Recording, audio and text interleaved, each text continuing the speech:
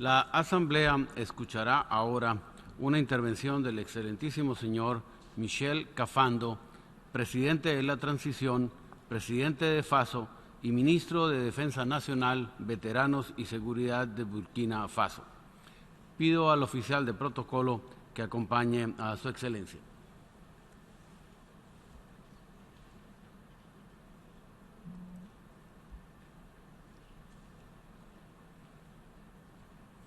En nombre de la Asamblea General, tengo el honor de dar la bienvenida a las Naciones Unidas al excelentísimo señor Michel Kafando, presidente de la Transición, presidente de FASO y ministro de Defensa Nacional, Veteranos y Seguridad de Burkina Faso. En nombre de la Asamblea General, le doy la palabra al señor presidente, al señor jefe de Estado.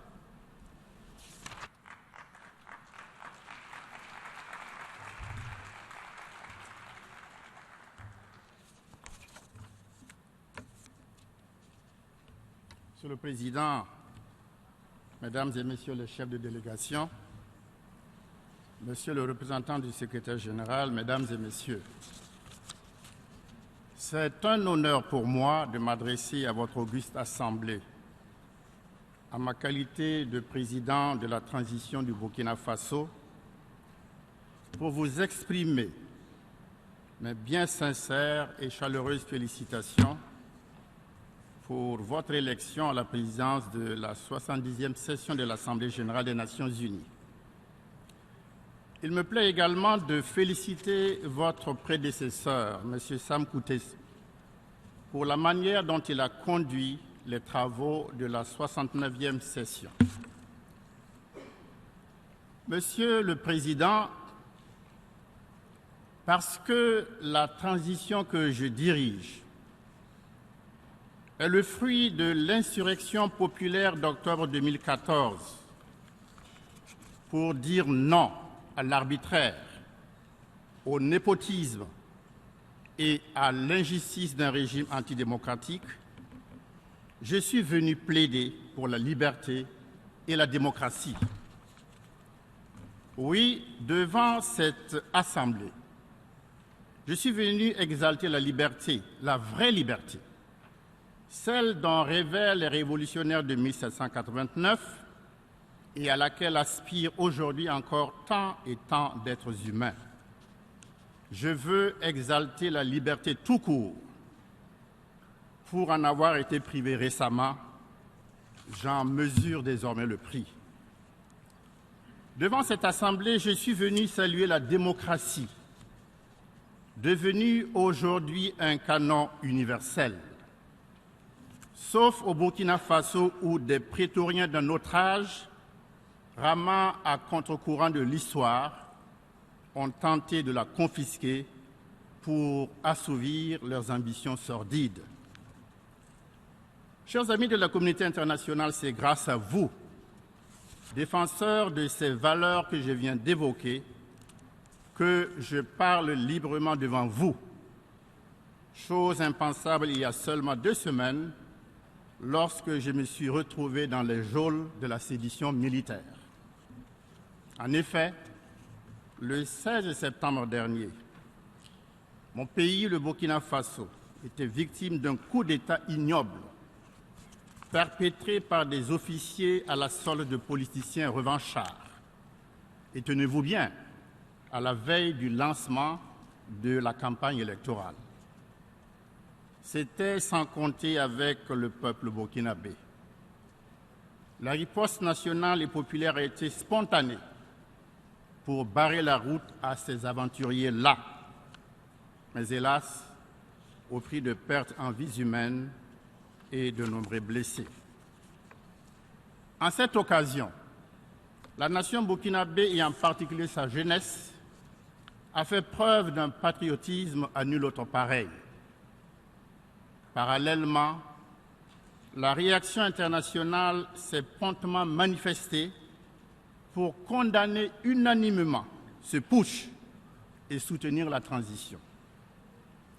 Du haut de cette tribune, je veux dire merci à tous les pays, sans exception, ainsi qu'aux organisations internationales, sans oublier les organisations de la société civile et les journalistes de par le monde qui se sont rapidement mobilisés pour faire échouer ce coup de force, permettant ainsi le retour à la normalité et à la légitimité.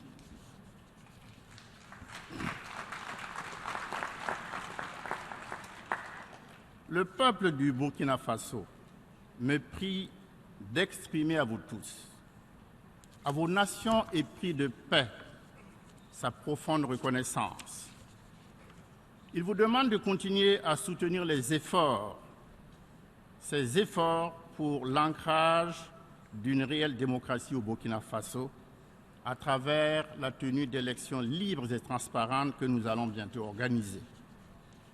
Monsieur le Président, ayant suffisamment parlé de mon pays, je voudrais à présent considérer les grandes préoccupations de la vie nationale, de la vie internationale. Et d'abord, la conjoncture économique mondiale qui continue d'évoluer de façon défavorable et par conséquent nous interpelle, s'agissant plus particulièrement de notre engagement commun à éradiquer la pauvreté, principalement dans les pays en développement. C'est l'évidence même que la réalisation des objectifs du millénaire pour le développement est loin d'avoir relevé le défi, en dépit d'importants progrès accomplis par plusieurs États membres des Nations Unies. Il nous faut donc redoubler d'efforts et prendre des initiatives assez hardies pour l'amélioration des conditions de vie de nos populations. L'action au cœur d'un nouvel engagement, thème que nous avons retenu pour la présente session, nous invite à agir rapidement pour parvenir à des résultats tangibles sur la base de programmes ambitieux et surtout pragmatiques. Il est d'ailleurs intéressant de relever que dans cette perspective, le programme d'action adopté par la 3e conférence internationale sur le financement du développement jette les bases pour une mise en œuvre efficiente de l'agenda du développement post-2015 que nous venons ensemble d'adopter. Nous vous félicitons de la tenue de cette conférence et fondons l'espoir que le consensus forgé autour d'une nouvelle génération d'objectifs de développement durable sera porteur de bien-être social et économique en faveur de nos populations. Les changements climatiques, qui constituent un des paramètres clés du développement, méritent une attention particulière, d'où l'importance cruciale de la conférence des Nations Unies sur les changements climatiques qui se tiendra en décembre prochain à Paris. Le pacte environnemental qui devrait en résulter pourrait permettre de renforcer la protection de notre planète contre les catastrophes climatiques et les agressions environnementales découlant des abus de la société de consommation. Monsieur le Président, en 70 ans d'existence, les Nations Unies ont continué à œuvrer sans relâche pour l'avènement d'un monde de paix, d'un monde de sécurité. Le Burkina réaffirme sa ferme volonté de contribuer résolument aux efforts de maintien de la paix dans le monde. Cet engagement se traduit déjà par notre présence active dans les opérations de paix, notamment en République sœur du Mali, avec pour double mission la sécurisation du territoire et la lutte contre le terrorisme. Nous contribuons aux efforts de la communauté internationale pour combattre le terrorisme et l'extrémisme violent, tant il est vrai que leur éradication nécessite une coalition mondiale. Monsieur le Président, sur la problématique du désarmement, il importe de poursuivre nos efforts en vue de renforcer la confiance entre nos États. C'est cette confiance qui a facilité la conclusion de l'accord du 14 juillet 2015 sur le nucléaire iranien, permettant ainsi de rassurer la communauté internationale quant à ses craintes légitimes concernant la prolifération nucléaire. Nous encourageons les États membres des Nations Unies à œuvrer de la même manière dans le sens de la résolution pacifique du conflit israélo-palestinien. Concernant le Sahara occidental, mon pays qui a toujours encouragé une solution politique négociée réaffirme son adhésion à l'initiative du Royaume du Maroc pour un statut d'autonomie de la région du Sahara comme alternative crédible et réaliste dans le dénouement de ce différend. S'agissant des sanctions américaines contre Cuba, le Burkina Faso est pour la levée intégrale de l'embargo, en même temps qu'il salue les nouveaux développements positifs survenus entre Cuba et les États-Unis d'Amérique, qui augurent une normalisation définitive des relations bilatérales entre les deux pays. Monsieur le Président, membre à part entière de notre commune organisation, le Burkina Faso souscrit aux réformes envisagées pour mieux rationaliser le fonctionnement des Nations Unies et, s'agissant de la réforme du Conseil de sécurité, réitère son plein soutien à la position africaine fondée sur le consensus des Ulbini et la déclaration de Sirte. C'est toujours respectueux des idéaux des Nations Unies fondés sur les principes de la coexistence pacifique, du dialogue, du règlement pacifique des différends que nous saluons et encourageons le rapprochement de vues entre la République populaire de Chine et la République de Taïwan.